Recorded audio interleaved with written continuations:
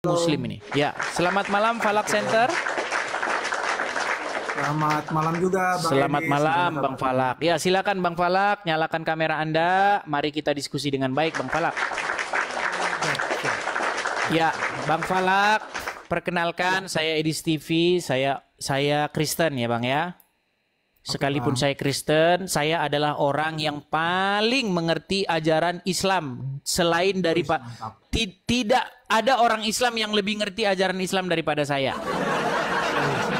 Ini Abang tahu ya jumlah. Berarti Abang tahu ya jumlah huruf Al-Quran berapa ya Bang ya? Nah, masalahnya kalau jadi orang yang mengerti ajaran Islam, bedanya begitu Bang. Kalau orang Islam yang diketahui tentang Islam itu jumlah huruf ada berapa? Ada berapa jumlah ayat-ayat Al-Quran? Makanya orang Islam nggak pernah ngerti Islam itu apa. Karena yang dipelajari itu Bang, ada berapa huruf dalam Al-Quran?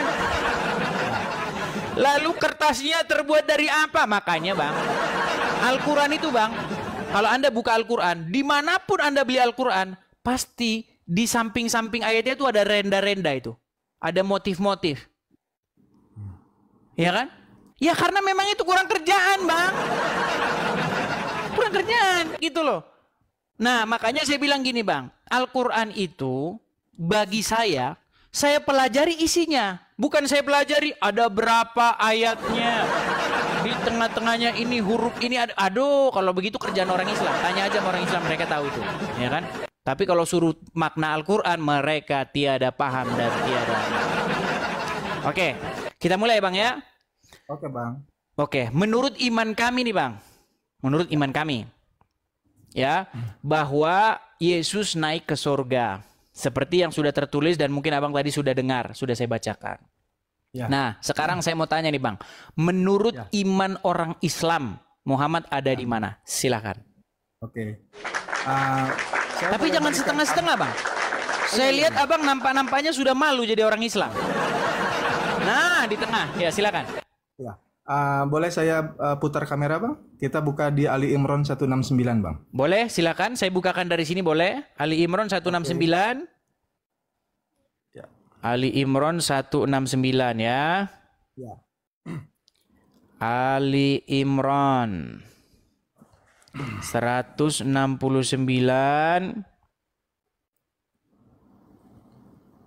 Baik, saya bacakan ya Bang ya. Ali Imran 169. Artinya, janganlah kamu mengira bahwa orang-orang yang gugur di jalan Allah itu mati. Bahkan mereka itu hidup di sisi Tuhannya dengan mendapat rezeki. Pertanyaannya saya tadi Bang, apa Bang? Ya. Jadi kan tadi Abang bicara apakah memang kami itu Muslim mengikuti Nabi Muhammad yang sudah wafat dan mati gitu Bang ya? Tadi yang Bukan saya simak itu kan? Bang, sayang sekali Abang ini. Bang, bukan itu tadi yang saya tanya. Yang saya tanya, menurut ajaran orang Islam, Muhammad ada di mana Bang? Oh di alam barzah Bang, sesuai Al-Mu'minun ayat 100 Bang. Oke, bahasa Indonesianya alam barzah itu apa? Alam barzah itu adalah alam kuburan, alam dinding, alam kubur yang membatasi antara dunia dan akhirat. Oke, jadi kalau ada di kuburan ya, ada di kuburan. Baik. Kita ada astronot yang meninggal di bulan, itu langsung masuk ke alam barzah. Alam kubur yang Abang pikir itu pasti kan di dalam kuburan. Tapi menurut kami bukan, itu alam barzah. Artinya alam barzah itu langit pertama sampai di langit ketujuh itu alam barzah Bang. Yang ada sekat dan dinding-dinding seperti di surat Al-Mu'minun ayat 10. Al-Mu'minun ayat 100. Al-Furqan ayat 53 dan surat Ar-Rahman. Satu-satu Bang, jangan diborong dulu pelan-pelan. Artinya Muhammad ada di alam barzah atau kubur, betul ya? Ya, alam barzah, alam sekat, alam dinding. Oke, baik. Nah, kami, makanya kita biar ngerti Bang, perbedaan Islam dan Kristen. Kami Kristen, kami mengikut kepada Yesus yang hidup. Nah, sementara kalian mengikuti Muhammad yang, mohon maaf, adalah orang mati, betul? Ya, secara jasad, tetapi di surat 169 tadi kan sudah dibilang Bang, jangan pernah engkau menyangka bahwa orang yang mati di gugur jalan Allah itu mati, tapi sesungguhnya mereka itu hidup. Di situ ada kata al-hayya di Quran itu. Bang, di sini nggak ada Muhammad loh Bang. Di sini nggak ada Muhammad ini. Iya, maksud kami siapapun orang itu, kalau misalnya mau Muhammad, mau Nabi Musa, mau siapapun, yang gugur di jalan Allah, kami percaya bahwa Nabi Muhammad itu kan gugur di jalan Allah. Oh, Nah, baik, baik, baik, baik. Baik, oke, kita dalam lagi nih, agak dalam nih. Bang, oke Bang. Ya, menurut Al-Quran, apakah Muhammad itu masuk kategori orang yang beriman? iya, masuk kategori. Bang, inilah akibat orang Islam tidak mempelajari agama Islam, Bang. Muhammad itu menurut Al-Quran, dia mustahil jadi orang yang beriman, Bang. Mau buktinya? Mau buktinya? Boleh, boleh Bang. Oke, Abang ada Al-Quran di situ? Ada Bang? Saya ada Oke, Al-Quran. boleh Abang bacakan An-Nahl 99? An-Nahl ayat 99. Sebentar. Tidak perlu dibalik kameranya, baca saja. Kita sudah sama-sama paham. Ya, karena lembarannya saya Qurannya berupa buku, jadi saya mesti buka lembarannya Bang. Boleh Gak ya, Bang apa-apa, ya? santai aja Bang, santai Bang. Santai. Surat An-Nahl atau surat yang ke-16 saya bantu. Ya, surat Ayat ke-16. yang ke-99. Oke. Karena Anda mengklaim bahwa ayat ini tentang Muhammad kan, orang yang gugur di sisi Allah, sesungguhnya mereka itu hidup di sisi Allah, betul? Ya, 16 Nah. ayat surat 16 ayat 9. Ya, silakan.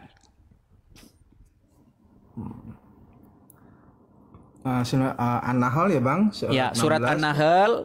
Saya nggak usah balik kamera Bang ya berarti ya. Nggak usah, baca saja langsung Bang. Oke. Sungguh setan itu tidak akan berpengaruh terhadap orang yang beriman dan bertawakal kepada Tuhan. Baik. Ya. Sungguh setan tidak akan berpengaruh. Artinya mereka itu nggak punya kuasa, mereka nggak akan bisa mempengaruhi orang yang beriman dan bertawakal kepada Tuhannya. Ya. Berarti kalau Muhammad orang yang beriman, maka setan tidak akan bisa mempengaruhi Muhammad, betul? Ya. Nah, Bisa, bahkan Muhammad pernah ngomong sama Aisyah, ya, bahwasannya setiap manusia itu didampingi oleh ada jin korin, ada setan, ada jin baik, ada jin jahat, betul? Betul. Nah, kemudian Aisyah bilang, apakah termasuk engkau juga, wahai Rasulullah? Iya, tapi setan yang mengikutiku sudah masuk Islam, betul? Setan masuk Islam, saya kurang tahu Bang ya. Kalau misalnya jin masuk Islam memang ada, tapi kalau setan saya baru tahu dari Abang. Bang, kata Muhammad, setiap manusia itu didampingi oleh malaikat dan juga didampingi oleh setan, betul? Ya, betul. Nah, Aisyah ngomong, apakah termasuk engkau juga, wahai Rasulullah? Aisyah bilang begitu. Iya, tapi setan yang mendampingiku sudah masuk Islam. Tahu? Oke, nah sekarang kita tes apakah omongan Muhammad itu semuanya saling acak-acakan. Gini, Bang, Abang Muslim tahu Muhammad pernah kena sihir? Oh iya, tahu Bang. Ya. Oke, saya tanya Bang, sihir itu dari Allah atau dari setan? Segala sesuatu, mau itu baik buruk, sihir maupun nipu, segala sesuatunya awalnya itu dari Allah. Awalnya, karena dialah yang maha awal dan maha akhir. Oke, sekarang sihir itu dari Allah atau dari setan? Ya, diperantarakannya dari setan, dari iblis. Oke, sihir itu dari setan. Nah, menurut An-Nahl 99 tadi, bisa nggak setan mempengaruhi orang yang beriman? Di sini memang tidak, tetapi tidak itu bisa. Tidak bisa. Kita baca ayat sebelumnya dulu, Bang. Ayat 98-nya boleh saya bacakan? Oke, silakan Bang, silakan. Maka apabila engkau Muhammad hendak membaca Al-Quran, mohonlah perlindungan kepada Allah dari setan yang terkutuk. Gitu. Jadi orang yang mau membaca Quran sejatinya bilang auzubillahi minasyaitonirrajim, agar setan itu tidak mempengaruhi orang-orang yang beriman. Oke, baik. Nah, lalu di dalam ayat 99-nya sesungguhnya setan tidak akan bisa mempengaruhi orang yang beriman, betul? Betul. Nah, sementara Muhammad kena sihir, betul? Betul. Nah, dan sihir itu dari setan. Artinya, setan mempengaruhi Muhammad nggak? Ya, setan bisa mempengaruhi. Oke, setan mempengaruhi Muhammad. Menurut Al-Quran surat An-Nahl 99, Setan Ya. tidak mungkin bisa mempengaruhi orang yang beriman. Ya. Berarti kesimpulannya Muhammad orang yang beriman tidak? Ya, orang yang beriman ya mungkin kepada saat itu Susah ini saya begini. Bang, pelan-pelan ya Bang ya. Pelan-pelan Bang, pelan-pelan, pelan-pelan. Ini Bang, ini. Premis pertama. Ini kita pakai premis ya. Premis ke-1, setan tidak bisa mempengaruhi orang yang beriman. kalau tidak bertawudz seperti ayat sebelumnya. Muhammad kena pengaruh setan, sihir. Ya. Ya. Maka premis ketiga atau kesimpulannya, Ya. apakah Muhammad dikategorikan orang yang beriman? Dikategorikan orang yang beriman. Ini gimana Bang? Cara Abang mengambil kesimpulan ini menabrak kaidah-kaidah akal sehat Bang. Berat ini berat. Makanya kalau Abang bilang tadi, Abang kan tadi menunjukkan Ali Imran 169 bahwasanya orang-orang yang gugur di jalan Allah itu kan bicara orang-orang beriman, betul? Ya, betul. Sesungguhnya mereka itu tidak mati tapi mereka itu hidup di sisi Allah, betul? Betul. Ya. Nah, masalahnya begini Bang, Muhammad nggak mungkin masuk kategori itu. Karena apa? Karena Al-Quran bilang orang yang beriman tidak akan mungkin bisa kena pengaruh setan. Sementara menurut hadis Bukhari, Muhammad kena sihir alias kena pengaruh setan. Makanya secara logis, mustahil Muhammad termasuk orang-orang yang beriman. Ya kan menurut Abang ya, menurut saya gini Silakan. Bang, menurut saya. Jadi ketika itu mungkin ya Nabi Muhammad SAW itu ya kan sedang tidak membaca Auzubillahi minasyaitonirrajim seperti yang ditujukan ayat sebelumnya, sehingga akhirnya sihir itu bisa masuk. Nah, agar Nabi Muhammad tidak terkena sihir, maka harus dibaca ayat sebelumnya, yaitu Auzubillahi minasyaitonirrajim. Gitu Bang. Jadi ini Abang juga misalnya, maaf ya Bang, Abang juga baca ayat sebelumnya dulu baru ke ayat 99-nya gitu Bang. Oke, berarti Anda sudah mengakui bahwa Muhammad kena pengaruh setan ya? Iya, kenapa?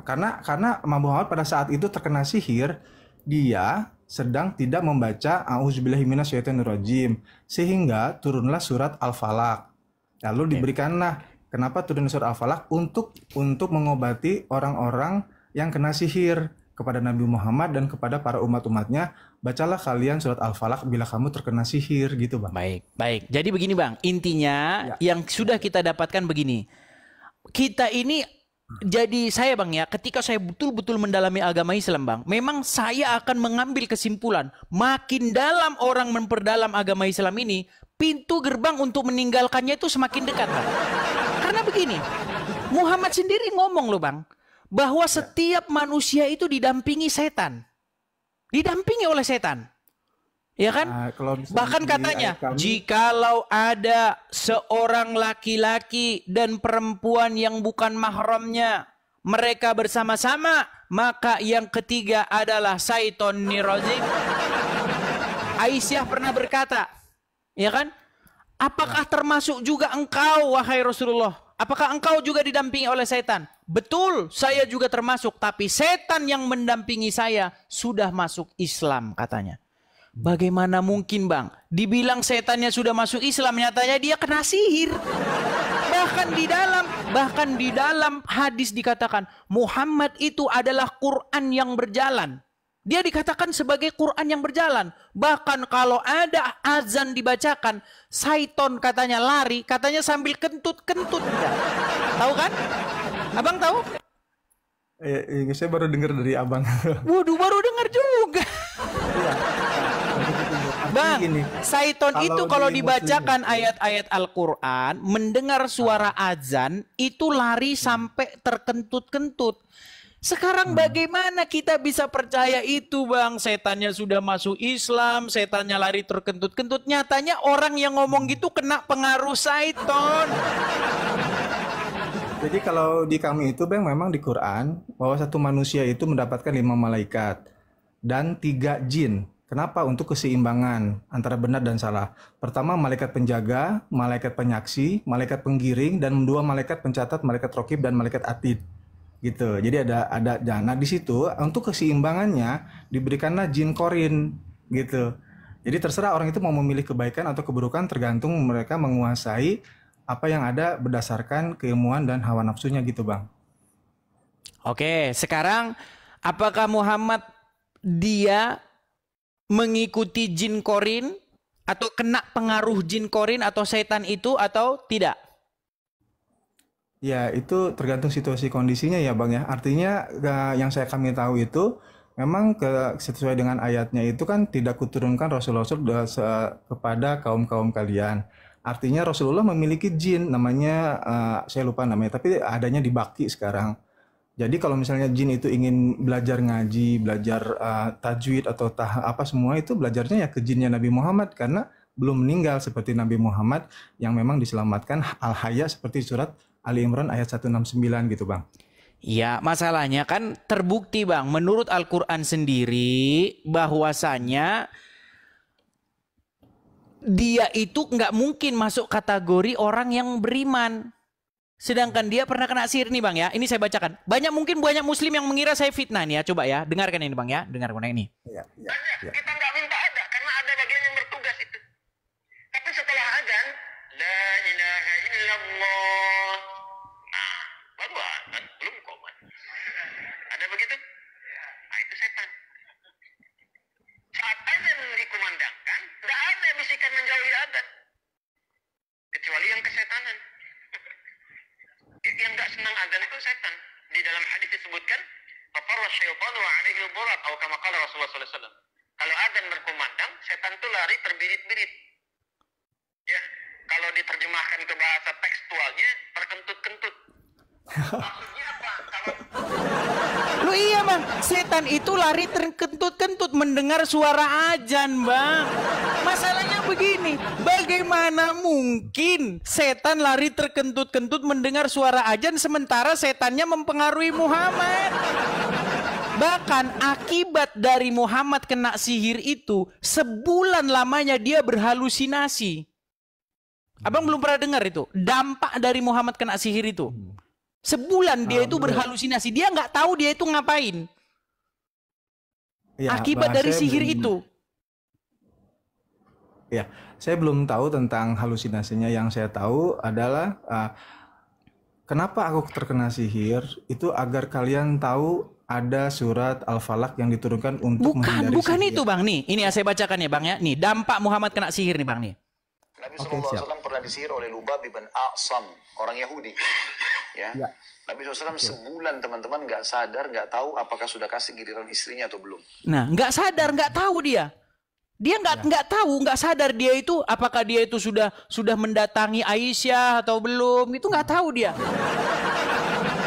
Ya memang Nabi Muhammad itu memang manusia yang kalau terkena sihir ya memang bisa. Nah, makanya kembali ke poinnya tadi ini Abang. Gini, Anda mengatakan orang yang gugur di jalan Allah itu mereka tidaklah mati melainkan hidup di sisi Tuhannya. Ya. Nah masalahnya begini, apakah Muhammad itu gugur di jalan Allah? Apakah dia termasuk orang yang beriman? Kalau dia beriman, Al-Quran bilang nggak mungkin dia kena pengaruh setan, tapi nyatanya dia kena pengaruh setan Bang. Makanya Bang, secara logis maka kita tidak boleh mengategorikan dia sebagai orang yang beriman. Iya. Ya tidak apa-apa itu menurut Abang. Kalau menurut kami ya agar memang terjadinya, kalau misalnya ini ya, Nabi Muhammad misalnya tidak terkena sihir atau tidak terkena racun atau segala sesuatu doanya selalu terkabul, ya berarti dia bukan Nabi, dia Tuhan gitu menurut kami. Oke, sekarang begini Bang. Kita bicara mengenai gugurnya Muhammad atau meninggalnya Muhammad. Menurut ajaran Islam, menurut kitab-kitab hadis, Muhammad meninggal karena apa Bang? Apakah karena dia gugur di medan perang?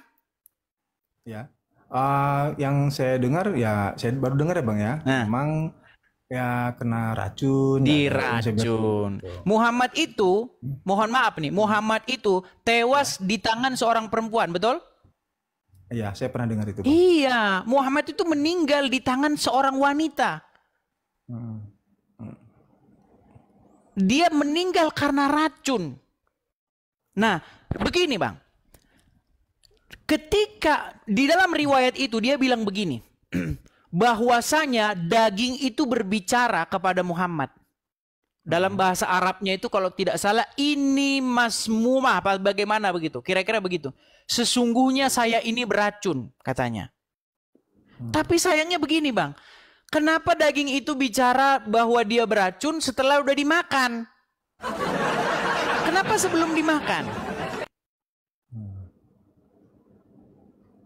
Nah, sebenarnya saya sudah pernah mengajukan pertanyaan ini. Saya waktu itu berdebat dengan seorang ustadz namanya Alwan. Saya bilang begini. Dia kan bilang, ini adalah mukjizat. Mukjizat bahwa daging itu berbicara, memberitahu kepada Nabi bahwasanya daging itu beracun. Saya bilang begini, bro, kalau mukjizat harusnya begini. Daging itu ngasih tahu kepada Muhammad kalau dia beracun sebelum dimakan, sebelum dicicip. Kalau setelah dicicip, baru dia tahu itu beracun, ya jelas saja dia karena nyicipin. Karena nyicipin. Sama seperti Mirna, kasus Mirna sama ini. Udah dicicipin, baunya aja udah ketahuan, ini bau sianida, ini beracun. Artinya bukan daging itu bicara, memang rasanya aneh karena beracun. Nah, kemudian yang kedua, kalau memang Allah ingin menunjukkan bahwa Muhammad itu kebal racun, ya, kebal tidak mempan diracun, mujizat, maka harusnya nggak perlu dimuntahkan sama Muhammad. Nggak perlu dimuntahkan. Biar saja dimakan banyak-banyak sama Muhammad, tetapi dia tidak meninggal. Itu tanda bahwasanya mujizat terjadi di situ. Ini dimuntahkan. Tahu riwayatnya kan dimuntahkan itu sama Muhammad. Dia nyicip sedikit, lalu dimuntahkan. Begitu. Nah, lalu karena racun itulah dia menderita.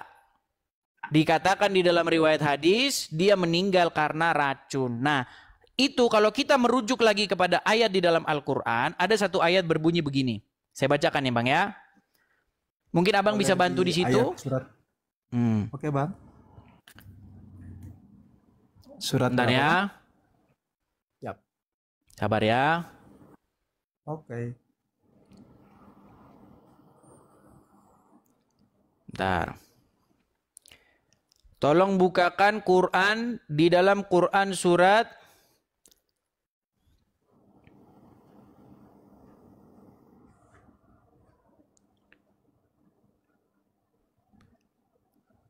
kalau teman-teman hafal ayatnya, surat Al-Haqqah. Al-Haqqah ayat yang ke-44 Bang. Coba dibacakan Bang. Kita mulai dari ayat yang ke-44. Surat 69, saya buka dulu Bang. Ya. Surat Al-Haqqah itu surat Akbar. Ya, surat Al-Haqqah ayat yang ke-44, kita mulai dari ayat yang ke-44.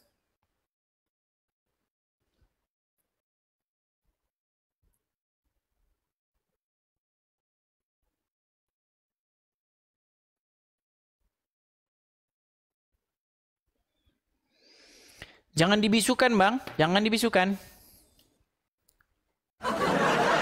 Halo Bang. Halo. Waduh, nampaknya dia melarikan diri sudah. Bang, Anda terjeda Bang. Waduh, dia lari saudara-saudara. Saya bacakan ya, saya lanjutkan. Jadi di dalam surat Al-Haqqah ayat yang ke-44, apakah Muhammad tuh ngarang-ngarang cerita? Kita bacakan ya. Nih. Seandainya dia dalam kurung Muhammad mengada-ngadakan sebagian perkataan atas nama kami. Ayat 45-nya. Niscaya benar-benar kami pegang dia pada tangan kanannya, 46-nya, 47-nya, kemudian benar-benar kami potong urat jantungnya.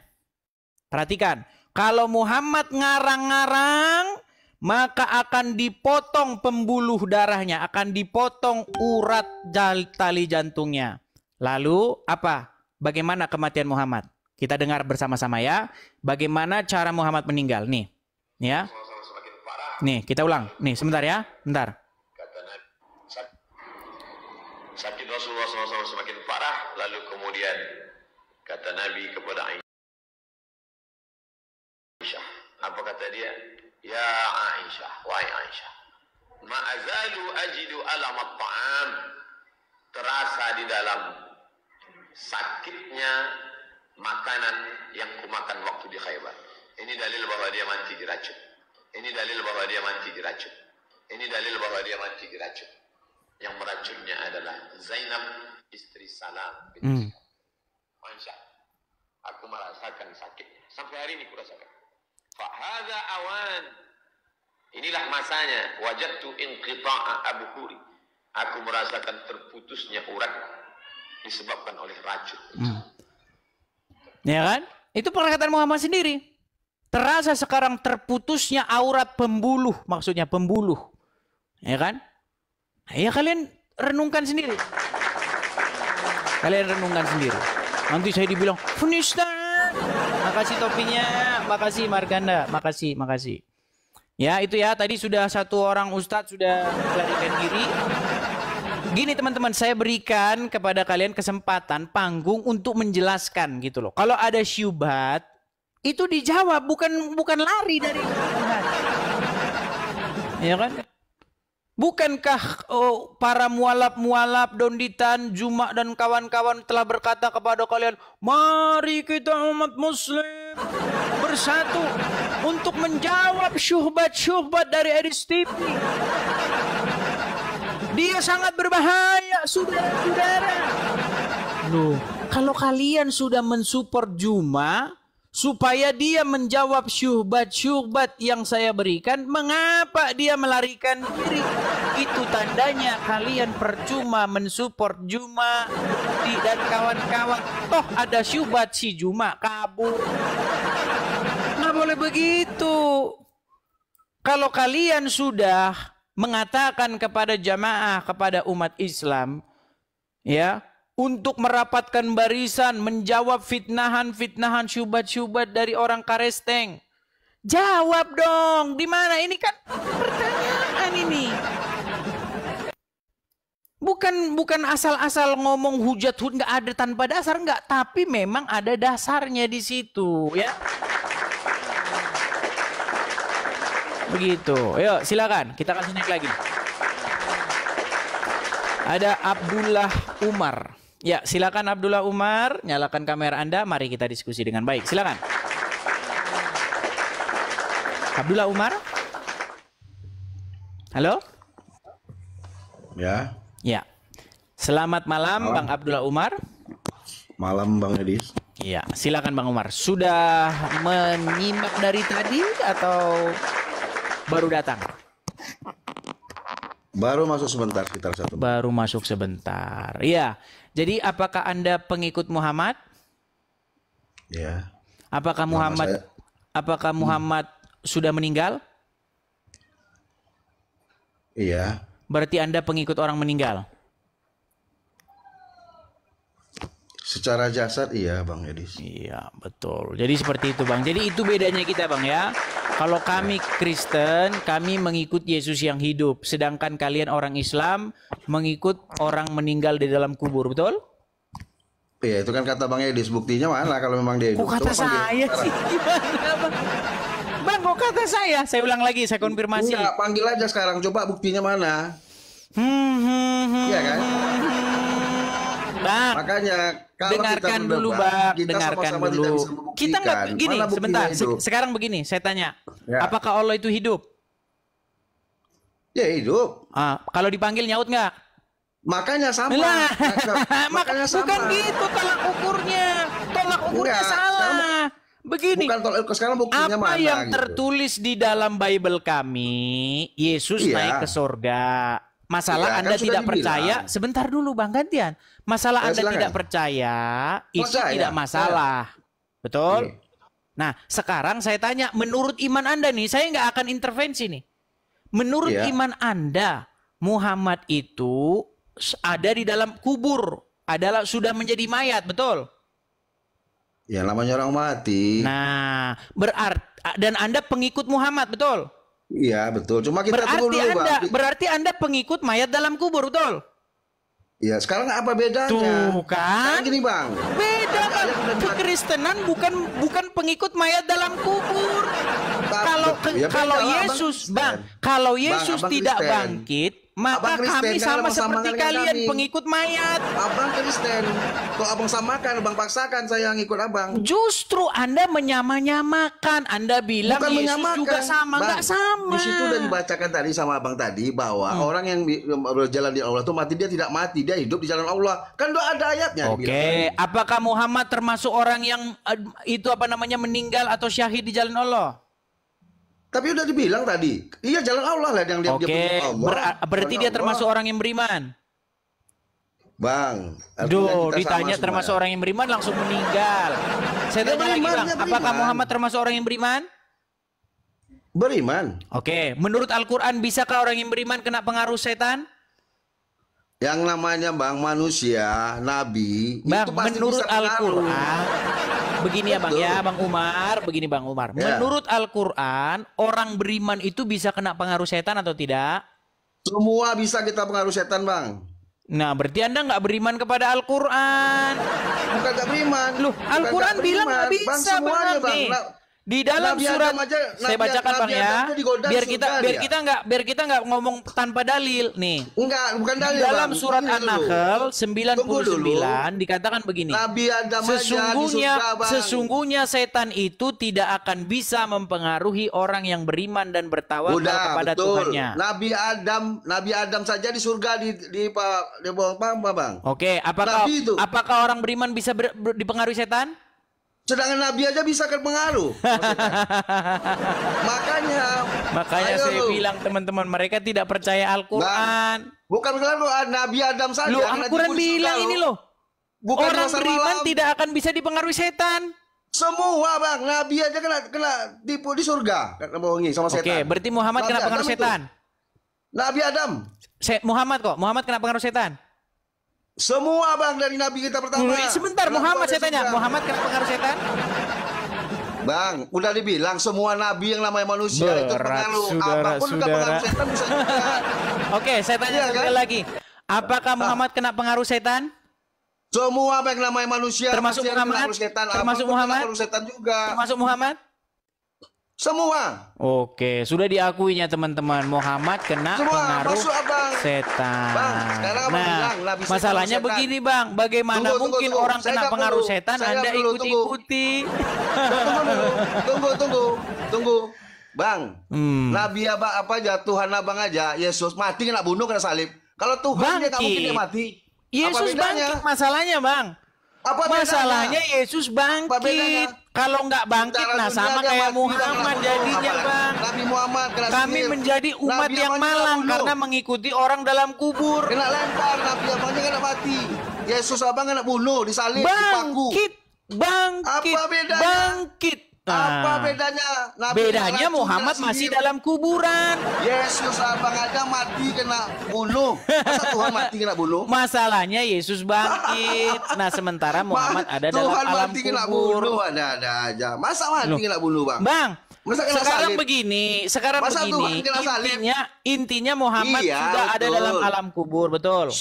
Iya, tapi kok kena Oke. salib Tuhannya? Lu Tuhan Kok Anda bisa? diracun gimana? Ya apa kok kena salib Tuhan? apa Tuhan kena Anda salib? diracun sampai sekarang masih di Tidak apa-apa, kuburan. biasa tuh orang tuh kena semua, Bang. Nabi kena racun, Loh, Yesus kena salib. Tuhan kami Kena salib. bangkit. Tuhan Anda masih dalam kubur. Gimana? Itu kan kata abang. Lu kok abang kata dalam kubur. saya? Kan kata abang. Loh, kok kata saya? Menurut Tidak di alam barzah ada Al-Quran, 7 tingkatan. sebentar. Menurut Al-Quran Makanya. Muhammad rob nggak? Bang, sama aja bang. Nabi abang mati kena salib. Saya kena racun, kena sihir. Berat, Nabi Adam kena saudara-saudara. kena bohong Menurut sama Al-Quran Muhammad itu rob atau tidak? jelas dia nabi. Rob itu atau bukan Tuhan. dia? Nabi. Bukan rob. Nabi. Rob atau bukan? Ketawa bang, udah saya bilang nabi ya, bukan rob. lah, Bukan nabi. rob. Bukan rob. Nabi. Bukan rob berarti ya?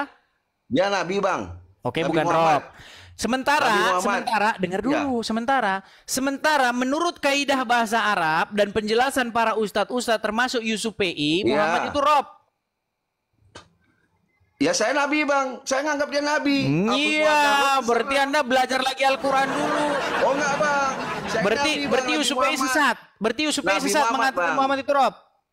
Dia Nabi Muhammad. Iya, Yusuf PI mengatakan dia itu Rob. Apakah dia sesat? Yo, dia mungkin dia orang agama, ngerti agama. Saya kan jadi Nabi. Udah ada agama lagi dah. Maka bang, kalah bang kan. Aduh. Tuhan kalian sampai sekarang belum bangun-bangun, masih di kuburan. Gimana? Menurut Yusuf PI, menurut Gus Wafi, menurut Rifa, jagoan-jagoan kalian itu Muhammad itu Rob kalian, Robmu. Mau saya puterin videonya? Mau dengar? Mau dengar?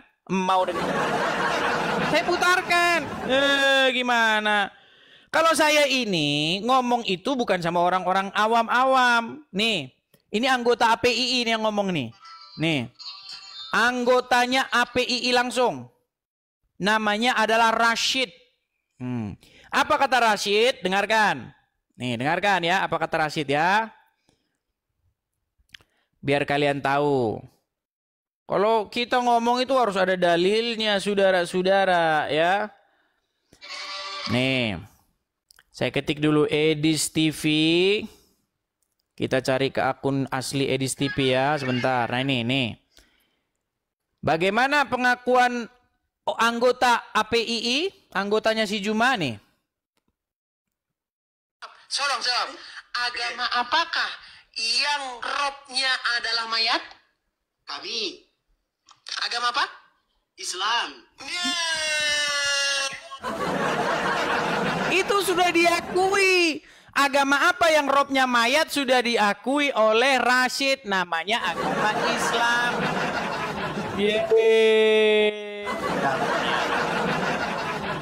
Aduh. Kita kasih naik lagi ya. Ada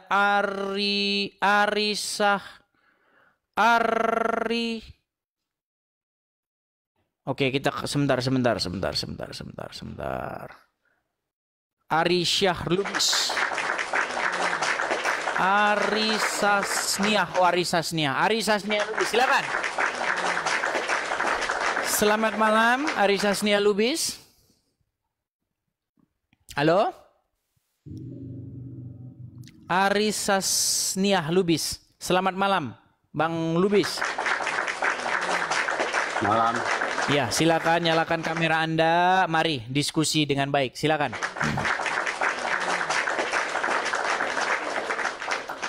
Halo? Ya.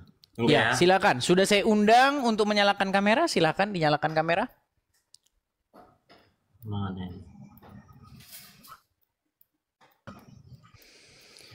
Halo. Oke, baik. Kita turunkan ya. Kita kasih naik. Banyak muslim yang panik-panik, teman-teman. Gini, kalau kalian panik atau kalian grogi, ya, boleh didampingi oleh ustadz. Ya, di samping kanan kiri belakang Anda boleh didampingi oleh ustadz ya. Ketika Anda merasa grogi begitu, silakan dampingi oleh ustadz. Ya, ada Syahwali 234. Syahwali. Terima kasih mawarnya. Teman-teman yang mensupport, terima kasih ya. Saya ucapkan terima kasih teman-teman. Yang memberi saya gift, saya ucapkan makasih, terima kasih. Gift kalian itu nanti teman-teman akan saya kumpulkan semuanya untuk menambahi dana untuk mengadakan rumah apologet itu ya teman-teman ya. Bagi teman-teman juga yang mau